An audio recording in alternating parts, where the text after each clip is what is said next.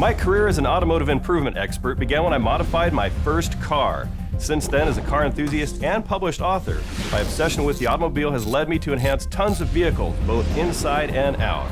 That's why I'm thrilled to be a part of a brand new series designed to help keep your car looking great and your engine running like new. I'm Chris Duke, and welcome to eHow's Auto Center, brought to you by Mobile One. Who doesn't love classic vehicles? There are a lot of things to consider when you're deciding whether or not to restore that classic car. Let's touch on a few of the important aspects. Now, the first thing you should do is look at what your restored classic will be worth. It's also a good idea to consider what you'd like it to look like before you start throwing money at it. Or it may be a sentimental project, and in that case you're going to have to make a decision based on personal value and the amount of time that you've got. Next, it's time to make a detailed list of what the car is going to need. Best place to start would be the body and frame. Restoring an interior is one thing, but having to straighten a frame or apply huge amounts of Bondo because there is more rust than metal is another. Depending on the make and model of your car, you may be able to find some aftermarket body panels instead of being sucked into body repair hell. Now let's look at the engine, transmission, and exhaust. Are they in a workable state, or do they need to be completely rebuilt or replaced? Make sure your notes list everything you may need. Even if it visibly looks okay at the moment, it's always better to hope for the best, but plan for the worst. Now let's look at the brakes and suspension.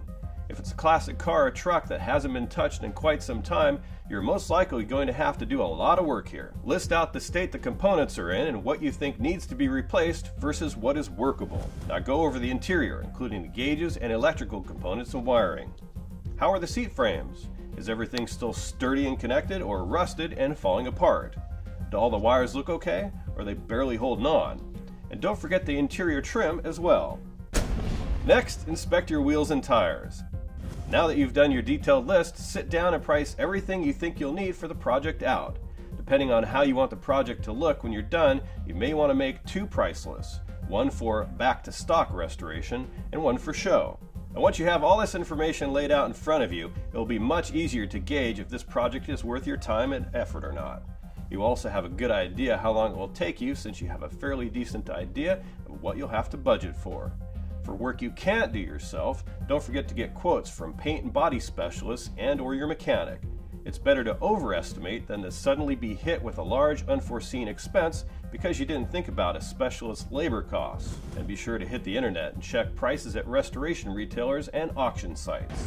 Finally, ask yourself the most important question: is this worth it to me personally? It may be a huge expense, but the vehicle in question has been in your family for generations. Or it may not be a huge financial commitment, but it may just be something that will take too much time when all you wanted was a simple project.